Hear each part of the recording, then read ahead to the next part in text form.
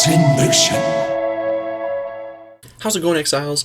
My name is Ralph, and today I wanted to talk about some leveling tips, some things to make you more efficient at leveling, some things to help you out, especially because I know there's a lot of new players for Ascendancy and stuff like that, and also because sometimes you die in hardcore, and sometimes you want to level more characters, more alts, so being able to level efficiently is something that's always important, something that you can always work on. Now, a big part of leveling fast in Path of Exile is simply just a big part of being able to do it better is just being quicker, going more quickly. And when you go quickly, if you try to manage multitask more often, it's hard to manage your gear, it's hard to stay on top of everything. And a big part of this, a big way to bypass some of this gearing, because when you're worrying while leveling, you're worrying about defense and offense, and you can cover your defense almost entirely until Act 4 later in normal with rings. You can cover it entirely with rings.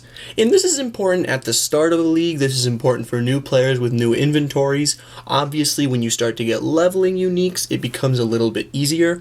But this information is always relevant in some way. It's always useful.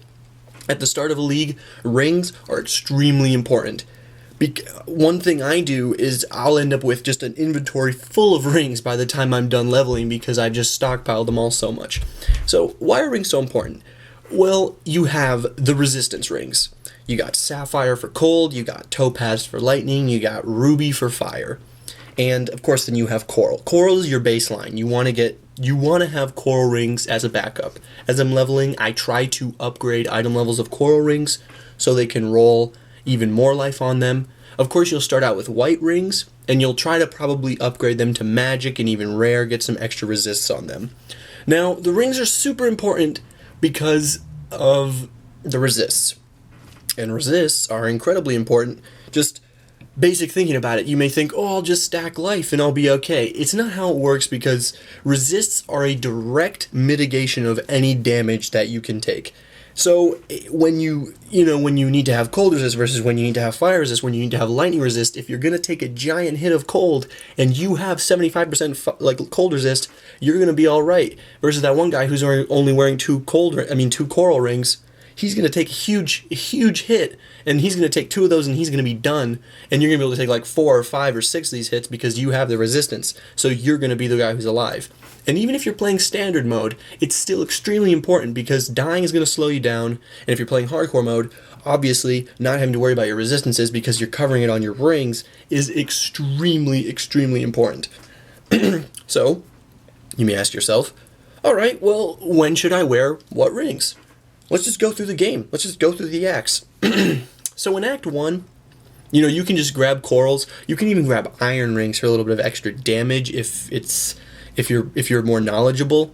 But coral rings, for the most part, just to get the life, get the survivability. You start out through the game, you go through, there's some elemental damage, but it's not really intense yet.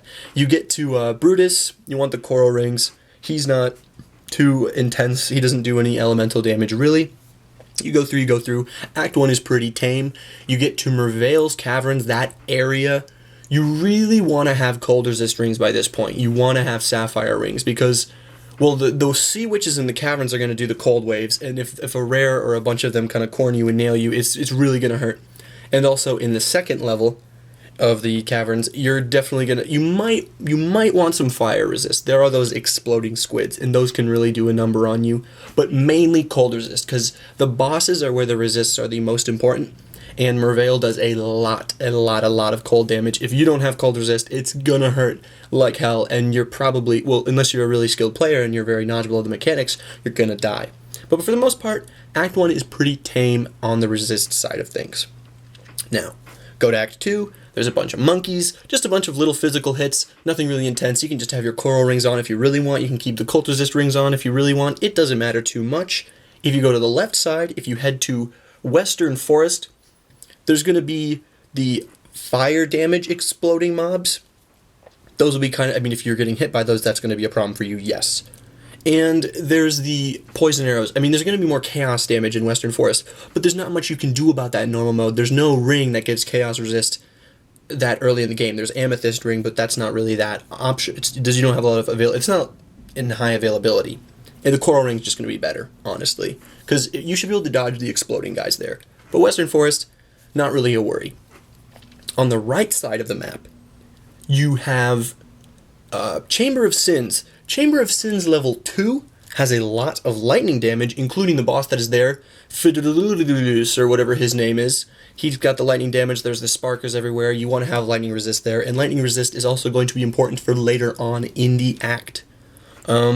Also, in Creighton's area, in that bandit zone to the right of the crossroads, there are some explosive arrow guys, I'm pretty sure. So maybe fire resist, but you should be alright. You may be starting to get just passive resist on other pieces of gear by this point, but I would still be holding cold resist rings in your inventory. I would still be holding fire resist rings in your inventory. And lightning resist rings. You really want to collect them, have them there for when you need them by this point. Now, progressing to the act, there's still some chaos damage from snakes. There's some devourers in the in Northern Forest or whatever. But, I mean, you're not really going to be too worried. That zone's pretty tame. Probably just coral rings. Then you get to Vol's area. There's a bunch of skeletons with elemental damage, but they don't really do too much damage to you. Vol himself, though, or Vol the Vacuum, I don't know if that vacuum has a gender, but whatever. He has the lightning beam, and if you're gonna get hit by that, you'll really want the lightning resist, and you don't want to get repeated hits by that because it'll shock you. Again, it's normal, it's pretty relaxed, but if you're a new player, and if you're really rushing it, because if you're trying to speed level, you should be under-leveled. You should be going quickly, so you will not have a lot of HP, and then it might do some serious damage, so having the lightning resist is important. Now, continue on to Act 3. Act 3, you go through City of Sarn, you get to town, it's whatever.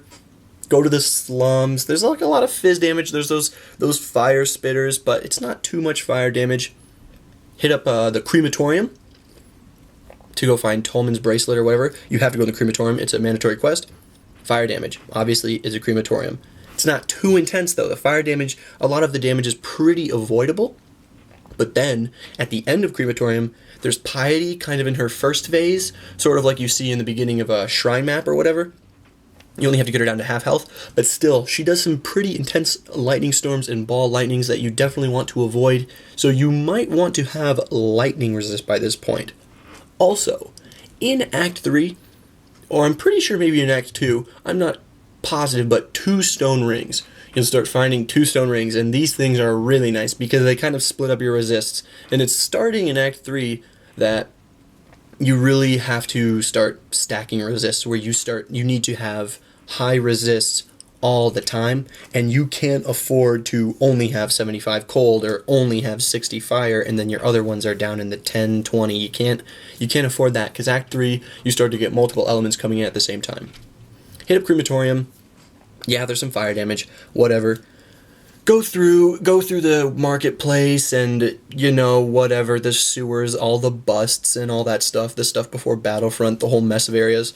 The sewers, there's going to be some chaos damage, there's going to be some lightning damage from the dischargers, so bear that in mind. You don't want to be caught lacking lightning resist. You definitely want to have at least some if you are going into the sewers, because a pack of those dischargers can really kill you if you're caught off guard. Plus, the lightning resists will be useful, because when you head into Battlefront, there are the black guards, kind of, the pieties, the girls that kind of sit there and they cast the arcs and stuff, so they do some lightning damage, so it'll help there. Going through, there's the ribbon monsters in Solaris. They'll do fire, they'll do lightning, they'll do some of everything by this point, but they're not going to hit very hard elementally. It's not very important that you have high resists. The bosses start to become the main places where you need the resists. However, in Docks has the people that fire the ice arrows. That is a little harder to avoid, so having cold resist there is kind of nice. And also, you have to bear in mind that when there's cold damage, cold resist is almost the most important, because you don't want to get frozen, you don't want to get chilled. That's how you're going to get killed. That's how you're going to get overwhelmed. Also, the Revenant, like the fire dogs in Docks will do fire damage, but that you can avoid. I mean, if you're playing melee, it's a little bit trickier. But yeah, get those 2 stone rings with the fire and cold resist, and you should be alright. And then continuing on, you know, when you have to fight piety and stuff like that. Piety, there's very important. I've died to this just because the tentacle miscreations, whatever, you know, the indecent ones, they're shooting their tentacles at you. There's fire damage, intense amounts of fire damage. You very much want to have ruby rings in Piety's area for Piety herself and for the trash in general.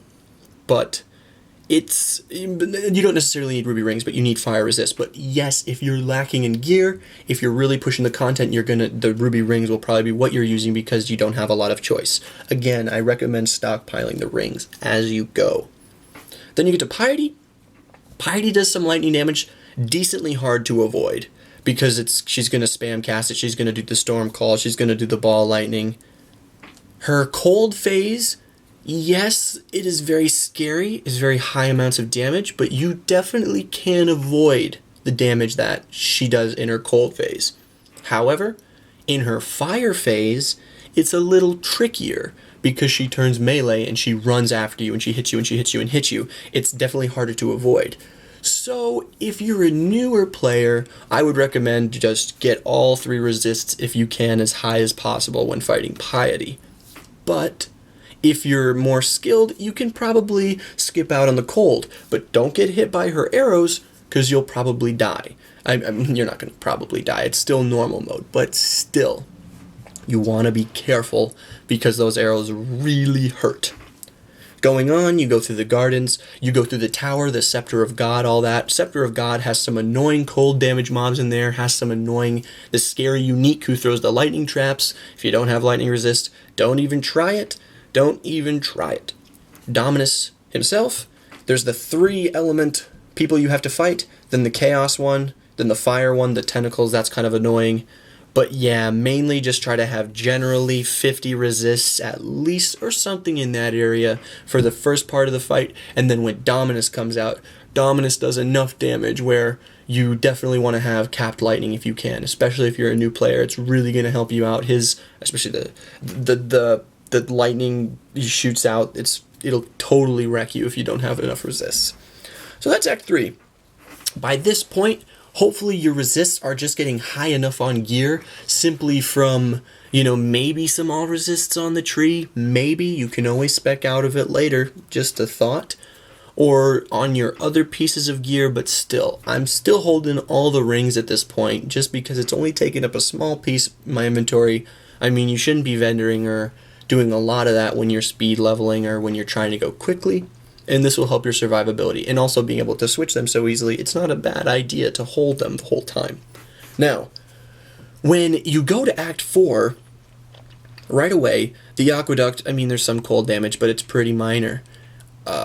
Dried Lake. Dried Lake doesn't really have a lot of a single elemental damage. It has more straight up physical. Just straight up physical. So at this point, it may not be a matter of, rings. It might also be updating your other pieces of gear at this point, like maybe armor, evasion, that sort of thing. However, if we're talking rings here, just basically coral rings, maybe coral rings with extra life, hopefully as you progress through the game, you're not just wearing white rings anymore. Hopefully you're getting magic rings, maybe rare rings if you're getting lucky enough with good extra resist, good extra life. So yeah, Dried Lake, the beginning of Act 4 in the mines, definitely want to have life. Coral rings and stuff because it's not going to be a lot of elemental damage. Yes, there might be the occasional rare, the occasional magic mob does extra blah blah damage, but still, if the initial physical hit you're taking is too much, you're going to die regardless. So, the elemental rings the resist rings are not as important at the beginning of Act 4. Then you move forward, you have Calm's area. Calm's area is obvious. There's going to be a lot of fire resist. Got to make sure you have some fire resist. I'm pretty sure some of the trash has lightning damage. I'm not confident on that, but still, the most important is the fire damage. In Calm, for Calm the boss, obviously, fire resist, fire resist, fire resist, especially for the spouts, the fountain that come out from the side. Definitely want fire resist for Calm. Then you head over to Duresso's area. The trash, there's going to be some chaos damage, some a lot of physical damage still, but Duresso himself, he is going to hit you with some cold damage and some physical damage. And here, evasion isn't going to help you out because he has resolute technique, so you're going to get hit by it, so you need the resist. So you can't, you can't evade your way from this one. You definitely need the mitigation in other ways, or you need a bigger life pool with the coral rings. That's Duresso, that's Calm. Move on to the belly of the beast. Then you have Piety. Piety all mutated in her second form. Obviously the scary thing here is her beam. And she kind of sends out these whirling lightning kind of balls that just sit there and do damage. Lightning damage and physical damage. Piety is going to hit you a lot for physical damage and a lot for lightning damage. So make sure you have enough life and make sure you have enough lightning resist. So your topaz and your coral ring. Easy stuff. Make sure you got lightning for that fight. Then the big one, the big guy. Well, I suppose I should say the three people before Malachi. You have Chevron, who's gonna do the lightning. That one's obvious, but it's very avoidable. Of course, if you're a new player, you want to be able to mitigate. You're gonna have what's his name? There's Chevron, and then there's Maligaro. There's Maligaro, and then Maligaro's gonna do the chaos damage. He's responsible for my intro. And then you're gonna have Doedre. And Doedre, I'm pretty sure, does a mixture of physical or fire, probably just one or the other, I'm not sure. But those three fights aren't really resist heavy, except for Chevron, but that's really the only one. Malachi does a lot of fizz and a lot of fire damage. If you don't have fire resist for Malachi, he's gonna kill you. You'll either lag out or die, or you'll just straight up die because there's a lot of fire and a lot of physical. You really don't need much else. Yes, Piety is in the first phase of the fight, so you want to have some lightning, but if you kill her fast enough, those parts will only last so long. So really the fire resist is gonna be more important here. Maybe some coral, some ruby ring, and then you can take that down. And then you kill Malachi, and you're in cruel mode, and then the resists get chunked, so then the rings that you're going to have to roll are going to have to be even better. Get some magic rings, get the stacked resist, get the 2 stones, get the stacked resist, that sort of deal. Still, it really makes a big difference. The resists help you mitigate. It's more important than just stacking your HP pool. One thing that's actually really interesting about Path of Exile is the resistances, how important they are. Eventually in the end game, you need capped resists. But while you're leveling, you can get away in some places, but having the rings, having the swappability when you need is definitely very important. You'll be faster at leveling.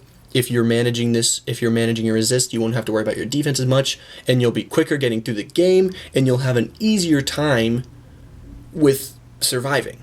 And you can focus more on DPS. And you can roll eventually higher damage on rings. You can get pretty good damage rings. Also, if you're, later in the game, next time you're thinking about vendoring a ring for the chaos recipe, maybe look at the required level, because you can get some amazing DPS rings. I found a DPS ring that it's basically carried my DPS through cruel mode because I've been leveling another character. Keep these things in mind. Let me know if you guys like this sort of thing. I know some of you guys, you maybe don't level as quickly and you want to, or you don't really care. Maybe some of you newer players, some of you guys already know all this stuff. But still, next time you're leveling, maybe think about this. Maybe try stockpiling the rings. Try to really push how fast you level. Really try to push yourself and just try to rely on these resistances, because you can really carry yourself quite hard. Let me know if you guys like this kind of video. I'd like to make some more leveling tips in general and stuff like that. You can never be the best at your leveling speed in Path of Exile, especially now with Ascendancy. You really want to get to the end game, really want to try a whole different array of characters, try a whole different array of specializations with the Ascendancy classes. There's a bunch of cool stuff to do, and there's not enough time to do it, so leveling fast is extremely important. Let me know if you guys like this, let me know if you want to see more, and thanks for watching.